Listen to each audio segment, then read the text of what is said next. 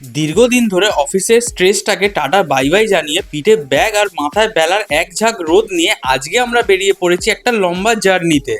আজ 23শে মার্চ আর আমি যাচ্ছি পৃথিবীর ভূস্বর্গ দেখতে, কাশ্মীর। তাই এই পা রুকেগা নেই কালিয়া।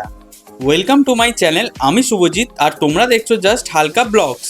আর আজকে আমরা জার্নি করব হাওড়া নিউ দিল্লি রাজধানী এক্সপ্রেসে। আই অ্যাম তো ভেরি এক্সাইটেড। তাই হু করে আমরা হেঁটে চলে আসি 8 নম্বর প্ল্যাটফর্মে। যারা জানো না তাদের বলি, হাওড়া নিউ দিল্লি রাজধানী এই 8 নম্বর প্ল্যাটফর্মে এসেই দাঁড়ায়। বাট এই যে ট্রেনটা দেখছো, এটা হলো রিটার্ন ট্রেন। তাই আমরা একটু বসে পড়লাম এত লাগেজ নিয়ে।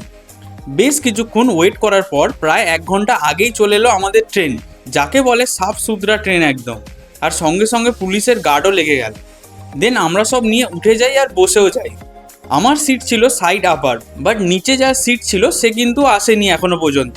তাই নিচে একটু বসে বসে বাইরের সুন্দর ভিউটাকে একটু এনজয় করছিলাম আর কয়েকটা ভিডিও ফুটেজ ক্লিক করছিলাম। এই 2 মাস টিকিট বুকিংয়ের এই যে সিস্টেমটা হয়েছে সেটা না বলাই ভালো, যার কারণে আমরা সবাই আলাদা আলাদা হয়ে গেছি এই ট্রেনের মধ্যে। তাই বোরিং ব্যাপারটা না অনেক অনেক এসেই যাবে তোমাদের মধ্যেও।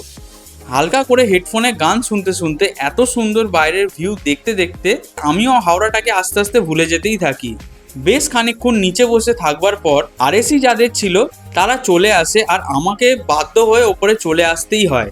চিড়ে ভাজা খেতে খেতে বেশ কিছুক্ষণ ওপরে বসে বিরক্ত লেগে যাওয়ার কারণে চলে আসি নিচে এসি সেটআপ দেখতে। দেন একদম খেয়ে দিয়ে ঘুমিয়ে যাই, কারণ এর থেকে ভালো অপশন আর নেই সময় কাটাবার মতো।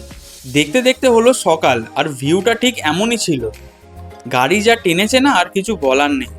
দেখতে দেখতে আমরাও নেমে গেলাম নিউ দিল্লি গাইস। সত্যি স্টেশনটা সত্যিই বড় মাপের। লাগেজ টানতে টানতে আমরা চলে আসি স্টেশনের বাইরে। বহু কষ্টে একটা হোটেল আমরা পাই খুঁজে। কথায় আছে না, সবার কা ফল মিঠা হতা হ্যায়। পেলাম একটা দারুণ হোটেল, কিন্তু হোটেল সিজি ভিলা। চলো, এসে গেছে লিফট। এবার তোমাদের দেখাবো হোটেলের রুমটার একটা ট্যুর।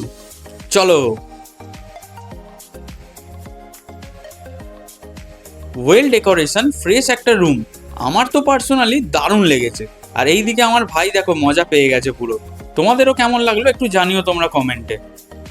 দেন চলে আসি আমরা লাঞ্চ করতে আর নিয়ে নিই থালি।